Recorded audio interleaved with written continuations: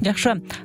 Негизи эле сиз дагы азыр бир нече жолу колдонуп кеттиңиз. Соңку учурларда бизде Кыргызстанда дагы бул популярдуу сөздөрдүн бири ошол диний ишмерлердин оозунан көбүрөөк угабыз. Анан баягы айтып коет го, өрдөк жокто чулдук бий деп, чыныгы бир билимдүү алымдар эмес, мындай жөнөкөй эле айыл дагы бир кыска бир курстардан окуп келген тилекке каршы молдокелерибиз дагы ушул нерсени айтып жарандарды көбүрөөк чочутат да. Бул тигил же бул аракетти жасоо менен сен динден чыгып каласың дегенчи. Негизи эле динден чыгып калуу дегенди түшүндүрүп берсеңиз, кандай учурда адам динден чыгып калат? Бул эмне негизи? Динден чыгып калуу исламдын негизги принциптерин четке кагуу, аларды шылдыңга алуу же аларды мындай тоготпоштук бир мамиле кылуу, булар адамды динден чыгарат. Дин исламды назарга тутканда, Куранда жана Азирети пайгамбардын сүннөтүндө камтылган баалуулуктар бул дин.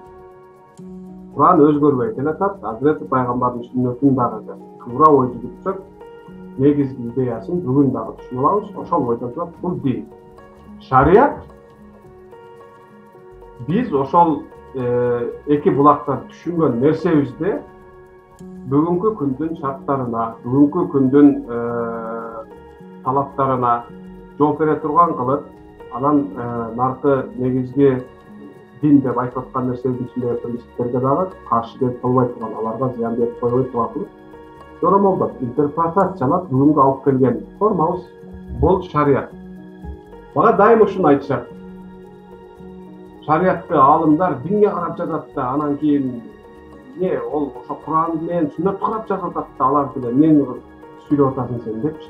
Мен ушуга оюм жете турганчалык акылдуу эле болсом керек, мисалы ошону түшүнбөй кала турганчалык адам мынчалык биле болсо керек эле деп ойлойм да. Куран бүгүнгө чейин бирөө, Азирети пайгамбар бир эле киши жашап өттү, анын сүннөтү бирөө.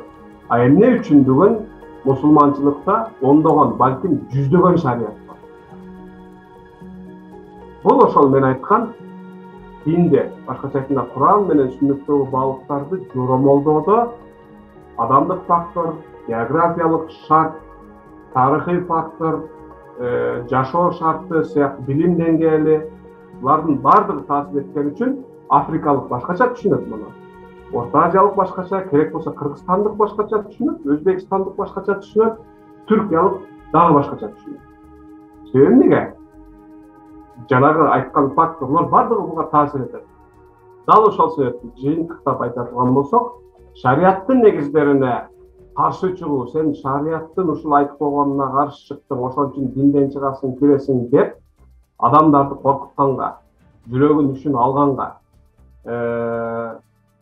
адамдардын үстүнөн кандайдыр бир мындай өзүн жогорку позицияга коюп, алардын жүрөгүн кармап алгандай бир маселе айтканга негизинен эч бир дин алымынын укугу жок. Бул этикага дагы сыйбайт, динге дагы сыйбайт, Кудайга дагы жакпайт. Эмне кылыш керек анда? Коркпош керек. Коркпош керек. Эч ким ортодо туруп алып, сен динден чыгасың, киресиң, сен бейишке, сеники сал мындай ортодо турса, анан көрө сен тозокко деген бул укук эч кимде жок. Бул укук бир гана Кудайда бар. Муну кайдан билебиз? Азирети пайгамбар керек болсо айткан, мен ахиретте эмне болушун өзүм билбейм. Мына кызыма мен гарантия бере албайм, Фатима кызыма. Мен алып кетем депчи. Ошон үчүн коркпош керек. Иман келтирип, түптүз, адептүү, дурус киши болуп жашаш керек. Калганы аста секиндик менен Кудай кубат бергенче калууна керек. Чоң рахмат Элмурат. Тилекке каршы бизге бөлүнгөн убакыт жыйынтыкталып, техникалык жактан биз уланта албай калып атабыз. Урматтуу угармандар, бирок кемеңгер уктуруусу ушуну менен токтобойт. Мындан кийин дагы биз Элмурат менен байланышып, ушундай турмуштук суроолорубузга жооп алабыз. Бизде бүгүн байланышта Түркиядан теолог Элмурат Кочкор уулу болду. Сизге терең ыраазычылык билдиребиз. Рахмат. Биздин толкунда кала бериңиздер. Угушканча.